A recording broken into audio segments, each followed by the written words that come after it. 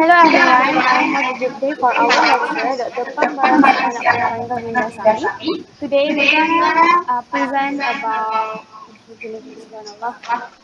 Okay, Bismillahirrahmanirrahim. Hello everyone, I have a good day for our lecturer, Dr. Pambar si anak Purparengga Windasami. Today we're gonna present subject DCC 30093, Geotechnical Engineering, and our topic is plate bearing test. First of all, I will introduce my group members. First, Nur Aini Shafika binti Muhammad Safwan, 01DKA20F1027, and my name is Nordana Amira binti Muhidi, 10DKA20F1045, and last, Muhammad Haruna Im bin Muhammad Rasul, 01DKA20F1035, and we are from DKA3B. So, first presenter will introduce about objective. Let's start. Thank you, Nurjan Amira. Now I want to discuss about the objective. Okay, the first point, the bearing test is commonly utilized in the construction of a temporary working structures, such as a pulling a walking platform or crane or radio quads. Using a mathematical connection, approximate comparable CBR value may be obtained from the modulus of a subgrid response. Uh, Next is consists essentially of loading a steel plate of no diameter and recording the settlement associated with each load increment. There are plates available in a variety of sizes up to 720 mm in diameter, 720 mm in diameter. The loading plate is installed on the ground and is linked to a response load through a load cell. This test is a more suited for evaluating bigger aggregate. The plate test is a field test used to assess the ultimate bearing capacity of the soil. Used in the selection for the last part, used in the selection and design of a shallow foundations. Next slide. Okay, this slide I want to discuss about low. Okay, and this is related to the law among which the test shall be carried out in the general accordance with the standard. For second point, a circular plate having a maximum diameter of 300 to 600 meters shall be used. And we have excavate, and this standard have excavate to the test level as quickly as possible to minimize the effect of a stress relief. And then when you see this slide, uh, the last point for this standard is our range of a pressure start from 0 to 1500 inside on the gauge gauge. Okay, and this is a very important. Okay, next slide. Equipment. This slide about equipment. So you all can see left diagram the name of equipment. Counterweight, main beam, hydraulic jack. Okay, now I go to the next point. So first point, counterweight such as a box or platform with a heavy material such as concrete, steel, and others. Total counterweight should be at least 10% greater than the anticipated maximum test load. Okay, hydraulic jack for applying the load. Proving ring 1 kilogram, accurate accuracy for measuring the load. Bearing plate 350 millimeter, 450 millimeter, and 600 millimeter diameter. And the span for this slide for a dial gauges reference beams. Okay, next slide. I give the next presenter. Thank you.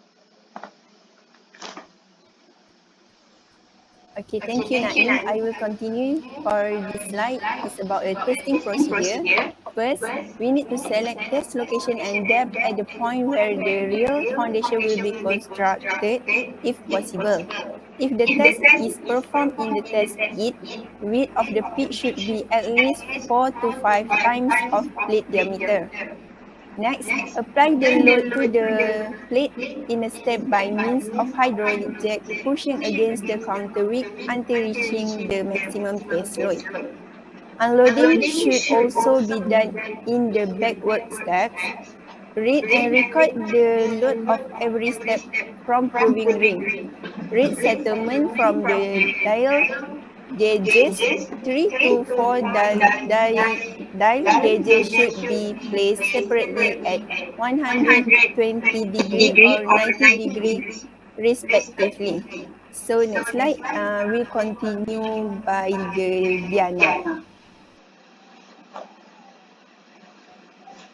Okay, thank you, Aini. So the next slide is calculation of bearing capacity of cell. The entire method for calculating cell bearing capacity using plate load test data comprise the four primary steps listed below. Step first is plotting a load settlement curve, and second step is finding ultimate bearing capacities.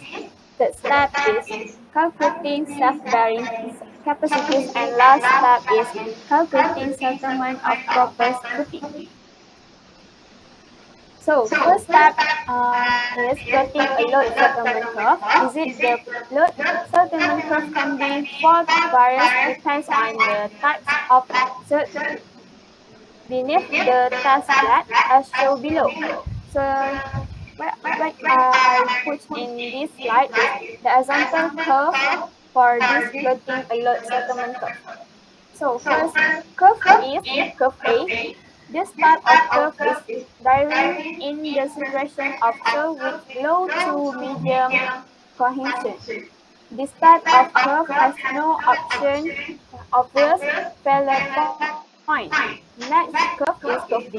In the event of preserved soil, this form of the curve is obtained.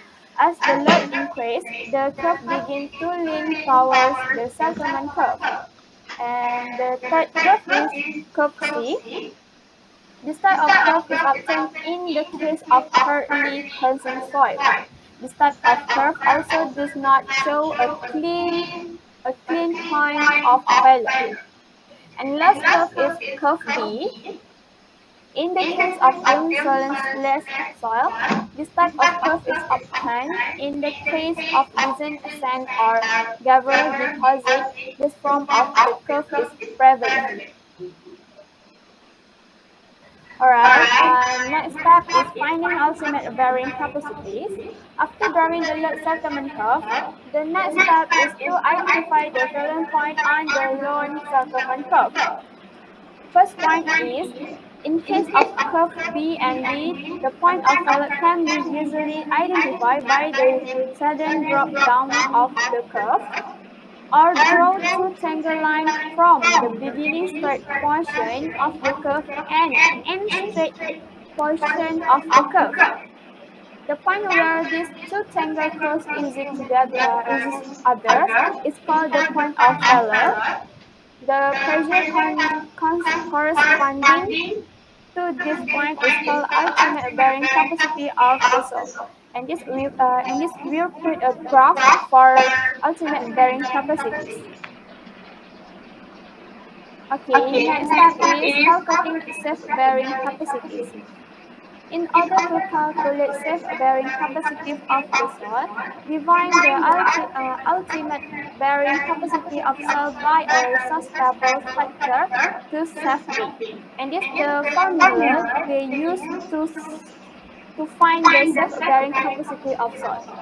The value of factor of self-B normally use a 2, 2.5, or 3, depending upon the site condition or importance of the structure. Okay, last step is calculating settlement of proposed footing. The following formula as suggested by Kanzaji and Pick is used to calculate the settlement of footing for general soil. This will use for find the settlement of the footing, the formula as suggested by Tenzing and Cat. For calculating settlement of a given size of foundation subjecting to a given load, first calculate the corresponding intensity of loading by dividing the area of flooding by the load. So this is the formula that we need to use to find intensity of loading. Next. So this is the example calculation that we put in this slide for use for we try to explain how to need use the formula. Okay, the question is a plate load test was conducted using a plate of 0.75 meter size on a uniform deposit of sand and the following data were obtained.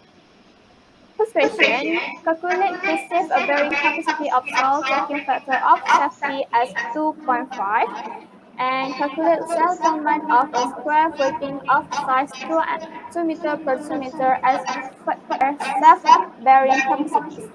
And this is the answer and we draw the graph for the answer. Next.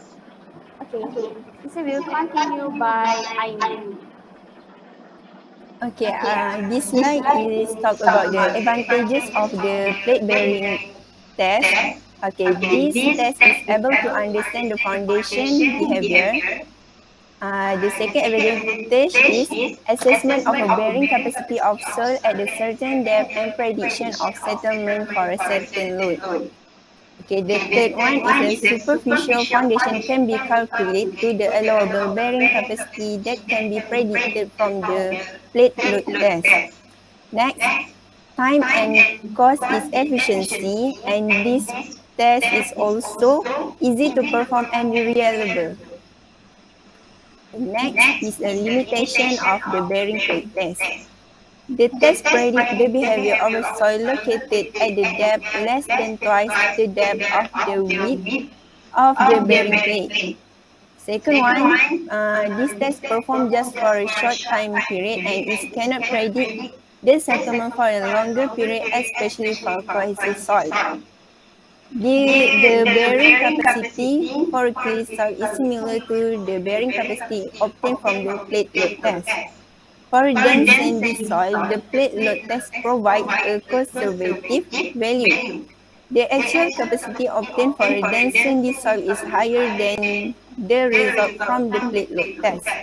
Okay, the last one is the settlement from losing sandy soil is greater than the settlement indicated by the plate bearing test. So the conclusion for the plate bearing test is this test made when a temporary work structure would be used at the site or when a shallow foundation are being used. It's to calculate the bearing capacity of the soil and possible settlement at a given load. Caution must be exercised when following test standard. The factors that need to be considered by engineer are include the number of tests needed at the site, load of range to be tested, the size of the plate, and the allowable settlement. In some cases where the design engineer has to change or modify the standard of procedure to suit the local condition. Nonetheless, the sound judgment is needed whenever deviations from the standard are deemed necessary. So this is a reference that we find the information for other website. Okay, that's all from us. Thank you from Lend Your Ears.